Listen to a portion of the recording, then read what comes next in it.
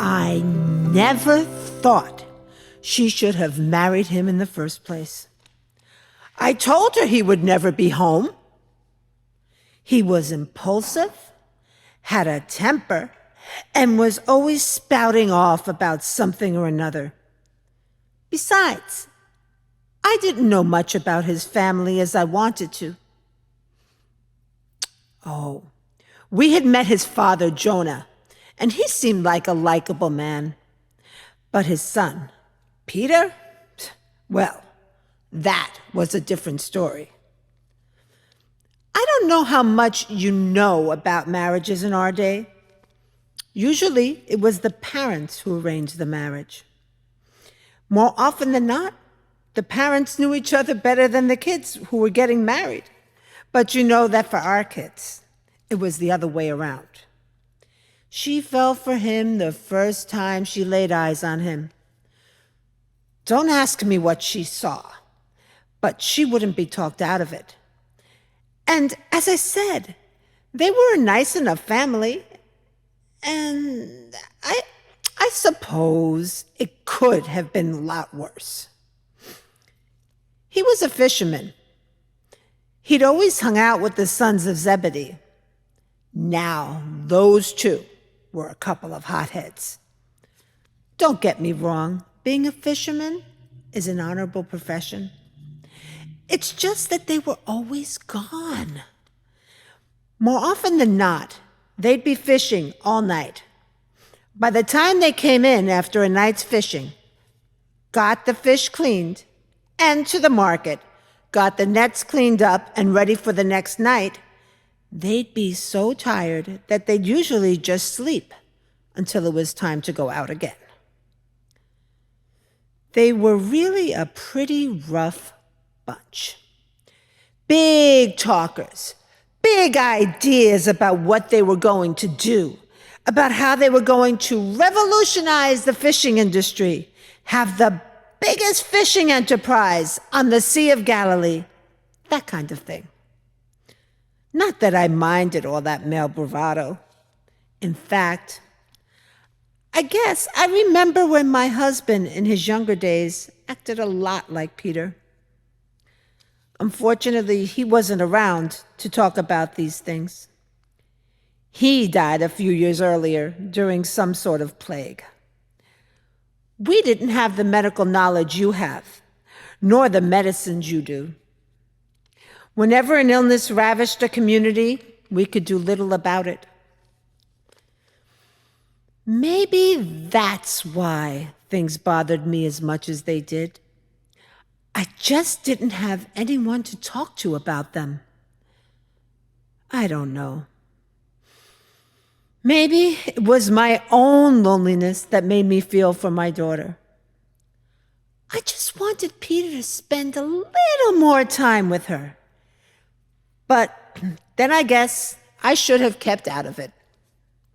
Every time I tried to bring up the subject, my daughter would say, "Oh, Mom, that's just Peter. I know he loves me." Well, it was obvious how she felt about him. And I have to admit, even if things weren't perfect or the way I would have liked them, he was always kind to her and treated her in a special way, at least when I was around. Remember when I told you how impulsive I thought Peter was? Well, something happened that not only confirmed it, but just about sent me right to the brink. Now, I told you I wasn't crazy about this occupation, fishing, but at least it was an occupation, and at least he had a fairly regular income. I knew my daughter wasn't going to starve.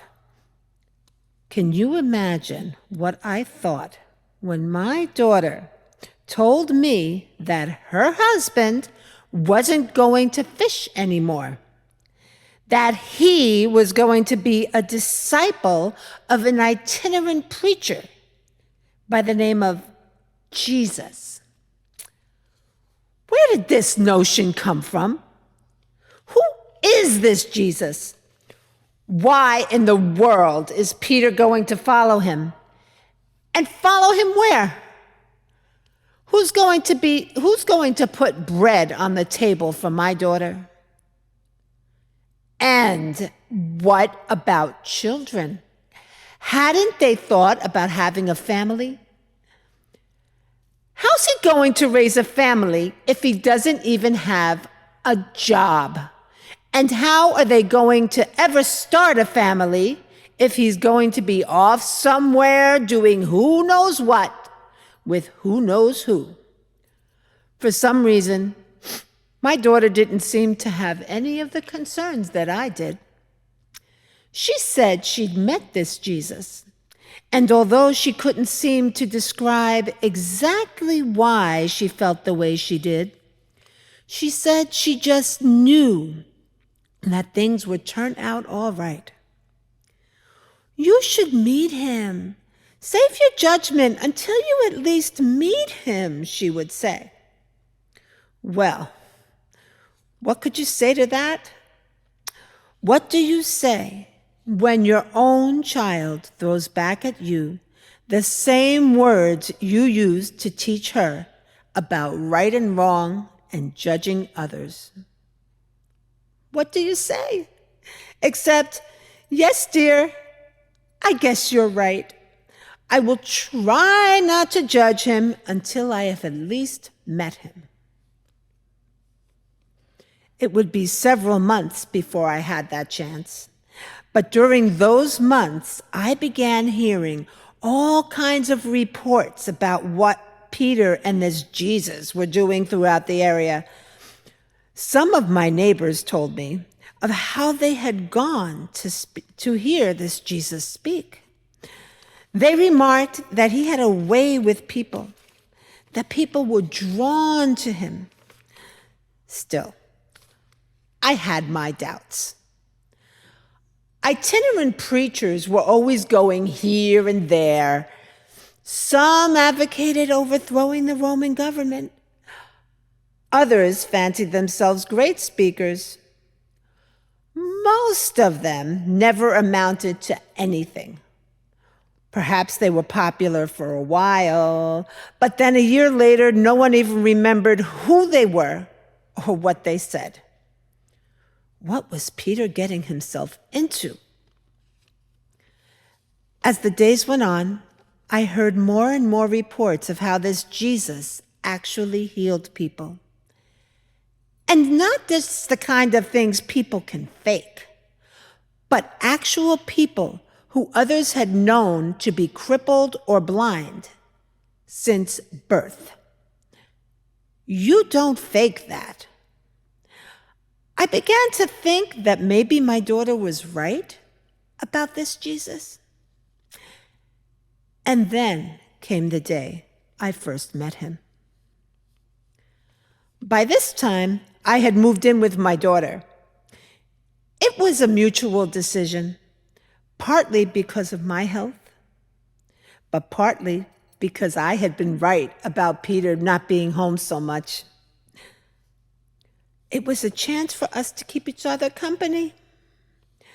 Not long after I was settled in their home, Peter and some of his friends, along with Jesus, came to the house to get away for a couple of days. They talked of how the crowds were constantly pressing on them and how everyone wanted to get close to Jesus, both to hear him and to receive healing for every disease. You could see they were exhausted. So my daughter and I fixed a meal for them. I wanted to ask a lot of questions, but I didn't know whether it was proper for me to do so. As it turned out, I didn't have to. While I was busy cooking, it was Jesus who took the initiative to talk to me. It was strange. It was as though he knew all my questions, concerns, and fears for my daughter. He talked about Peter, about his impulsiveness and bravado. We laughed about it. But then he told me of how he saw tremendous leadership potential underneath that rough exterior. Maybe that's what my daughter saw that I couldn't. That night after supper, he taught us all about the scriptures in a way I have never heard. He was able to explain things in a way that we could all understand. The next morning, I got up early to fix some breakfast. Jesus came in while I was cooking. Seems he had gone out before dawn to spend time in prayer. He looked refreshed and full of energy. He asked about my husband and even offered a prayer for peace and strength for me. He seemed to know that the pain of my loss had far from disappeared. After those days, I spent many others following Jesus and watching from a distance. I began to see what Peter and the others saw. I came to believe that Jesus was a teacher sent from God.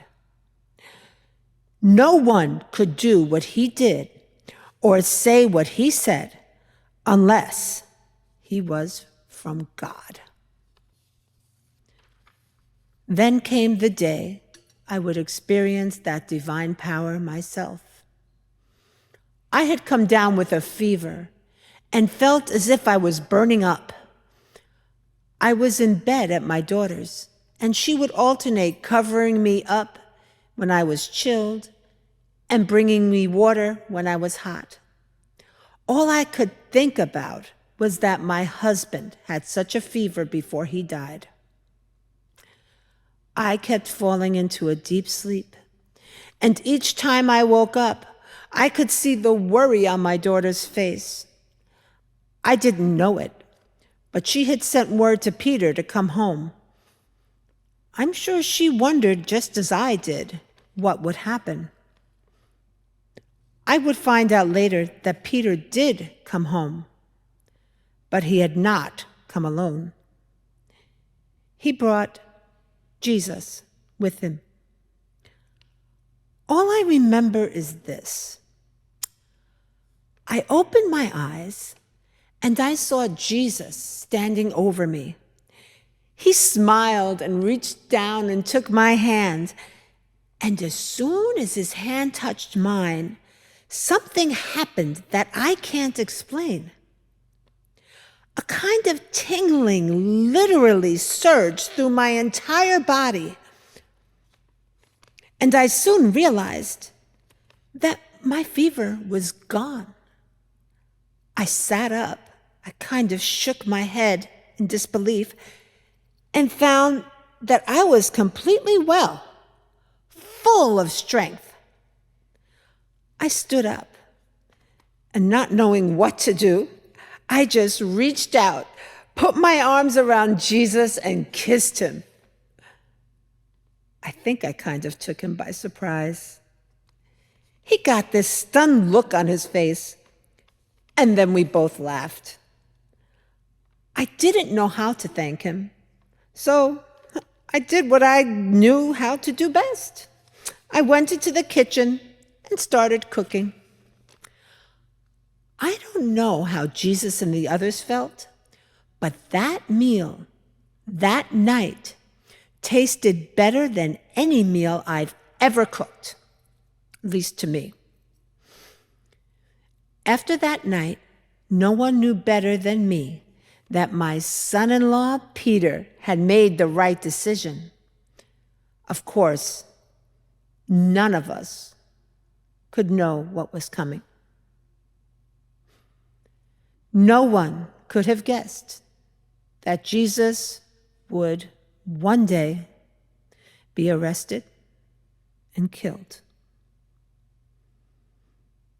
We were all devastated. People barely spoke to each other. How could such a thing happen? Not only that, but Peter, John, and some of the women had gone to the tomb on Sunday, and Jesus' body was gone. No one knew what to think. Peter was beside himself. He would break out into uncontrolled weeping. He kept talking about how he, more than anyone, had let Jesus down, about how he had denied him, denied even knowing him. We didn't know what he meant, only that he was inconsolable. Then everything changed. Peter came running through the door. "We've seen him! He's alive!" Several days later, we too would see Jesus. It was true. It was all true. Jesus was alive. Suddenly, hope was alive again, and our lives would never be the same. Yours need never be the same again either. Jesus is alive. He's here tonight. Trust him. Follow him. Peter was right. Jesus is the one we've all been waiting for.